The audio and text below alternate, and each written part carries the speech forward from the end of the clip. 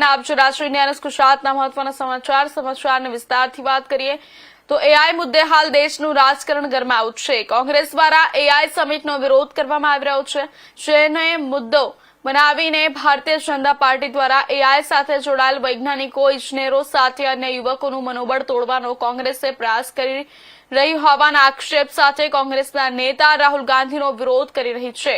AI સમિટમાં કોંગ્રેસના કેટલાક યુવા નેતાઓએ વિરોધ વ્યક્ત કરતા સમિટ દરમિયાન વિદેશથી આવેલ મહેમાનો સામે નગ્ન હાલતમાં પહોંચી ગયા હતા અને એઆઈ સમિટનો વિરોધ કર્યો હતો। આ મુદ્દે રાજકારણ ગરમાયું છે। દેશભરમાં ભારતીય જનતા પાર્ટી દ્વારા કોંગ્રેસના નેતા રાહુલ ગાંધી વિરુદ્ધ વિરોધનો વંટોળ જોવા મળી રહ્યો છે।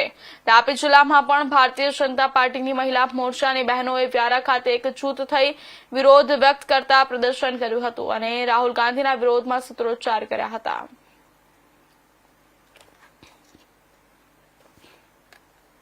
નમસ્કાર।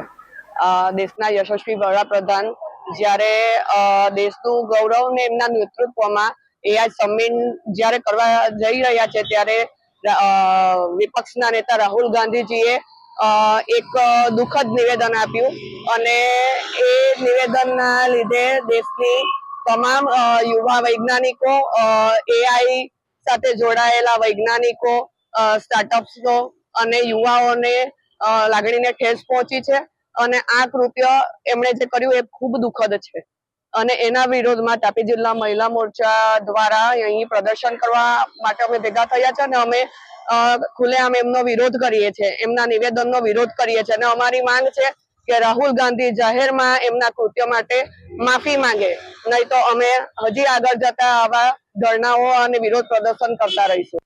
સાબરકાંઠાના હિંમતનગરમાં ગાયત્રી મંદિર રોડ પર મોદી ગ્રાઉન્ડ નજીક ખુલ્લી